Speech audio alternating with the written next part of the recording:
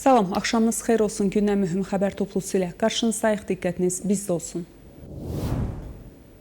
İran, Azərbaycan Dövlət Televiziyası və Günaz TV-ni düşmən kanalları siyahısına salıb. Bu barədə İran Kəşfiyyat Nazirliyinin yaydığı bəyanatda bildirilib.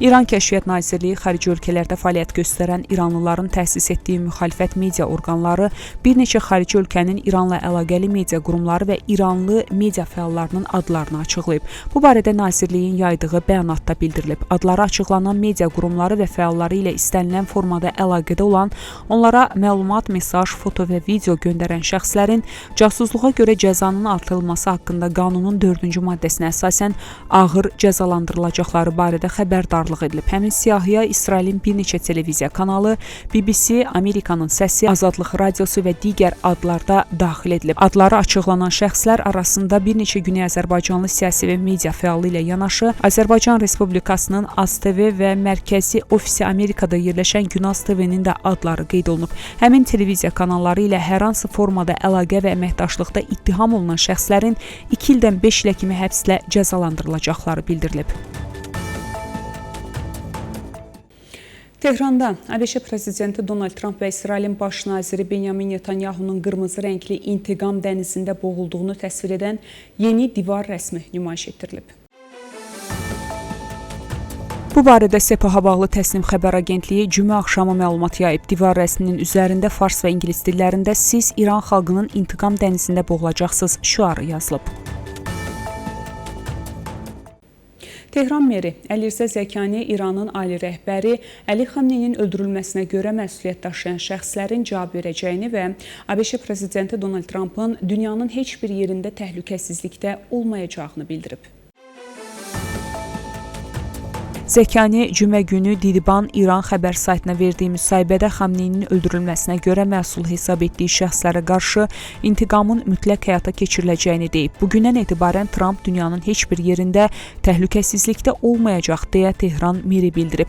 Zəkaninin iddiasına görə müsəlmanlar və dünyanın digər ölkələrində yaşayan insanlar da məsul şəxslərin cəzalandırılmasını istəyirlər və o intiqamın qaçılmaz olduğunu vurğulayıb. İraqdakı İslami müqavimət qruplaşması ABŞ prezidenti Donald Trumpın öldürülməsinə görə $10 milyon mükafat təyin etdiyini açıqlayıb. Bu barədə İranın dövlət xəbər agentliyi İRNA və Rusiyanın dövlət nəzarətində olan RT telekanalı məlumat yayıb. Qruplaşma bildirib ki, mükafat Trumpın IŞİD-lə mübarizə zamanı öldürülən komandirlər barədə səsləndirdiyi fikirlərdən sonra elan edilib.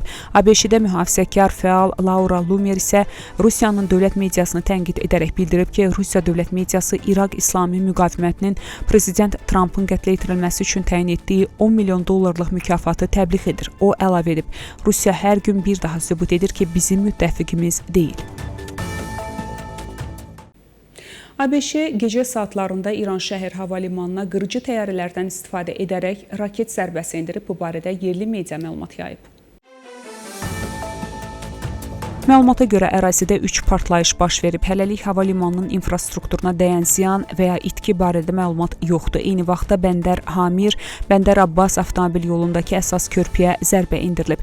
Hücum nəticəsində körpü dağıdılsa da mülki şəxslərdən heç bir itki qeydə alınmayıb. Qeyd edək ki, Bəndər Hamir, Bəndər Abbas avtomobil yolu İranın cənubunda əsas nəqliyyat arteriyasıdır. ABŞ hərbi hava qüvvələri bu şəhərində də 2 hədəfə zərbələr indirib. Hərbi obyektlər olduğu bildirilən hədəflərin vurulmasından sonra bölgəyə çox sayda yanğın söndürən və ambulans cəlb olunub. İnsan tələfatı barədə məlumat verilməyib. Centcom yaydığı bəyanatda son hücumlar zamanı İranın sahil müşahidə sistemləri, hava hücumundan müdafiə mövqeləri və hərbi logistika infrastrukturunun hədəfə alındığını qeyd edib. ABŞ cümə axşamı saat 18:20 və 18:40-da İranın cənubundakı Bəndər Abbas liman şəhəri yaxınlığındakı ərazilərə zərbələr endirib.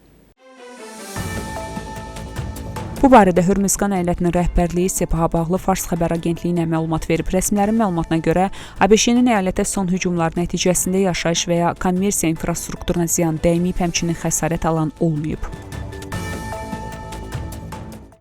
Hörmüzqan əyalətində dəmir yolu infrastrukturuna endirilən zərbədən sonra Bəndər Abbasdan hərəkət edən sərnişin qatarlarının marşrutu dəyişdirilib. Bunu Dövlət Dəmir Yolu operatoru bildirib.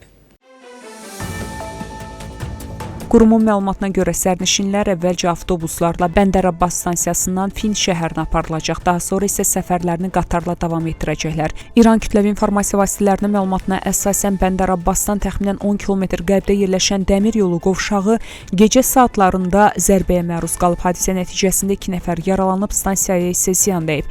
Həmin dəmir yolu qovşağı Bəndər Abbas və Şəhid Rəcai limanına xidmət göstərən sərnişin və yük daşımalarını birləşdirən əsas nəqliyyat xəttidir.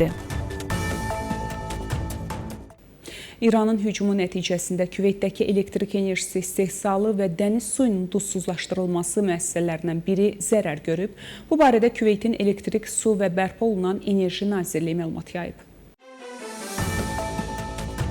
Nazirliyin açıqlamasına görə hücum nəticəsində müəssisədə yanğın baş verib. Obyektlərə və bir neçə elektrik enerjisi istehsal blokuna ziyan dəyib. Bildirilib ki, yanğın söndürənlər alovu nəzarət altına alıblar. Texniki qruplar isə zədələrin aradan qaldırılması, sıradan çıxan enerji bloklarının bərpası və ölkənin elektrik şəbəkəsinin sabitliyinin qorunması istiqamətində iş aparırlar. Nazirlik vətəndaşları və ölkə sakinlərini bu fövqəladə dövrdə elektrik enerjisindən qənaətlə istifadə etməyə çağırıb və vəziyyətlə bağlı məlumatların rəsmi kanallar vasitəsilə paylaşılacağını bildirib. Buraxılışımız davam edir. Müdafiə Nazirinin təsdiq etdiyi 2026-cı ilin hazırlıq planına uyğun olaraq Azərbaycan Hərbi Hava Qüvvələrinin aviasiya bölmələrində təlim məşq uçuşları icra edilib. Müdafiə Nazirliyinə verilən məlumata görə uçuş heyətlərindən hazırlıq barədə məruzələr qəbul edildikdən sonra pilotların təlim uçuşunun şərtləri və təhlükəsizlik qaydaları barədə nəzəri bilikləri yoxlanılıb. Sonra pilotlar aviasiya vasitələrinə nəzarət baxışı keçiriblər. Təlim məşq uçuşunun planına əsasən JF-17C, Su-25ML və L-39 tipli təyyarələrdən müəyyən edilmiş marşrutlar üzrə gündüz vaxtı havaya qalxma, yerə enmə, həmçinin müxtəlif hündürlüklərdə çətin pilotaj və döyüş manevrları üzrə tapşırıqlar yerinə yetirilib. Hərbi pilotların döyüş hazırlığının təkmilləşdirilməsi məqsədi ilə keçirilən təlim məşq uçuşlarında əsas diqqət müxtəlif taktiki şəraitlərdə tapşırıqların dəqiq və təhlükəsiz icrasına, həmçinin aviasiya vasitələrinin effektiv döyüş tətbiqi imkanlarının təkmilləşdirilməsinə yönəldilib. Təlim məşq uçuşları zamanı hərbi pilotlar yüksək peşəkarlıq nümayiş etdiriblər. Davam edirik. İran bugün səhər saatlarında İraqın şimalında İran Kürd Zəhmətkeşlər Partiyasının düşərgəsini raketlərlə hədəf alıb. Bu haqda partiyanın rəhbər nümayəndəsi Abdullah Azərbar məlumat verib. Məlumata görə Süleymaniyə əyalətinin Zərguiz bölgəsindəki düşərgəyə 6 raket zərbəsi endirilib. Nəticədə 9 nəfər ölüb, bir neçə nəfər isə yaralanıb. Azərbar xilas etmə işlərinin davam etdiyini və ölü sayının artacağını bildirib. Bundan əvvəl iyulun 16-sında isə İraq Kürdistan regionunun hökumətinin terrorla mübarizə xidməti koalisiya qüvvələrinin Ərbildə yerli vaxtla səhər saat 4:19 ilə 5:25 arasında 8 pilotsuz təyyarəni vurduğunu açıqlayıb. Təşkilat əməliyyat zamanı heç bir ölüm və ya yaralanma hadisəsinin baş vermədiyini bildirib. ABŞ prezidenti Donald Trump cümə axşam Amerikalılara müraciətində bildirib ki, qürurla elan edirəm ki, ölkəmiz indi tarixdə heç vaxt olmadığı qədər təhlükəsiz, güclü və varlıdır. Biz çox yaxşı vəziyyətdəyik. Trump ABŞ-nin yenidən beynəlxalq nüfuz qazandığını və dünyanın ən güclü ordusuna sahib olduğunu da qeyd edib. O çıxışının sonunda İranla bağlı da danışaraq deyib, biz İranda böyük uğurlar əldə etmişik və bu səylərin nəticələrini çox tezliklə görəcəksiniz. Hörmüzqan əyalətində ABŞ-nin gecə və cümə günü səhər saatlarında həyata keçirdiyi zərbələr nəticəsində 5 körpü vurulub. Bu barədə əyalət qubernatorluğunun açıqlamasında bildirilib.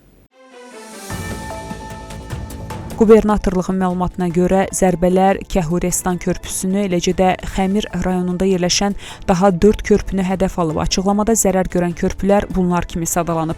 Bəndər Abbas, Xəmirlar avtomobil yolundakı Gərivə körpüsü, Bəndər Abbasdan Xəmir və Lara gedən marşrut üzərində Latidan kəndindən sonraki körpü, Kəhuristan Lar yolunda yerləşən 2 körpü, Bəndər Xəmir Keşər, Bəndər Abbas yolunda tikintisi başa çatmamış bir körpü və Xəmir rayonunun Maru kəndində yerləşən körpü.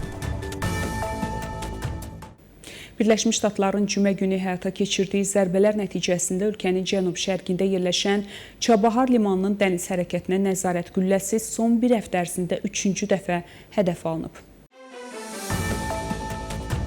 Sosial mediada yayılan və İran kütləvi informasiya vasitələrinin dərc etdiyi görüntülərdə güllənin dağıdıldığı görünür. Etimad qəzeti yazıb ki, Çabahar limanının dəniz hərəkətinə nəzarət qülləsi, gəmiçiliyin təhlükəsiz idarə olunması, liman akvatoriyasının monitorinqi və axtarış xilas etmə əməliyyatlarının əlaqələndirilməsində mühüm rol oynayan dəniz infrastrukturu idi. ABŞ-nin Çabahar limanına indirdiyi zərbəyə cavab olaraq regionda Amerikanın hərbi və ya kommersiya maraqlarına ev sahibliyi edən 5 əsas liman hədəf alına bilər. Bunu İranın Sepaha bağlı Fars xəbər agentliyi bildirib. Fars agentliyi potensial hədəflər kimi Birləşmiş Ərəb Əmirliklərindəki Cəbəl Əli limanını, Bəhreyndəki Mina Salman dəniz bazasını, Küveytdəki Şeybə limanı və Ərifcan hərbi düşərgəsini, Qətərdəki Hamad limanını və Səudiyyə Ərəbistanının Yənbu şəhərində yerləşən Kral Fəhd sənaye limanını göstərib. Belə hörmətli tamaşaçılar, bugünə çatdıracağım əsas xəbərlər bunlar idi. Görüşmək ümidi ilə salamat qalın.